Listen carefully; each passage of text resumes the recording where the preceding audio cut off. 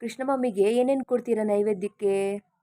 ಹಣ್ಣು ತುಳಸಿ ಆಮೇಲೆ ಎಲೆ ತರ್ತೀನಿ. ಆಮೇಲೆ ಹೂವು ಹೂವು ತರ್ತೀನಿ. ಏನೇನು ಕೊಡ್ತೀರಮ್ಮ ಕೃಷ್ಣ ಮಮ್ಮಿಗೆ? ಆಮೇಲೆ ಏನು ಹೂವ ಏನೇನು ಕೊಡ್ತೀರಮ್ಮ?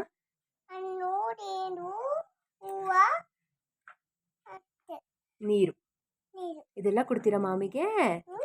ಯಾವಾಗ ಕೊಡ್ತೀರಾ? ಇವಾಗ ಕೊಡ್ತೀರಾ?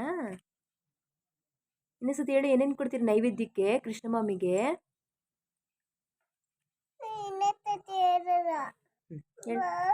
ಹೇಳಮ್ಮ, ಏನೇನು ಕೊಡ್ತೀರಾ? ಏನೇನು ತುಳಸಿ ನೀರು ಆಮೇಲೆ ಹೂವ ಹೂವು ಕೊಡ್ತೀರಾ? ಸರಿ ಪುಟ್ಟ, ಥ್ಯಾಂಕ್ ಯು.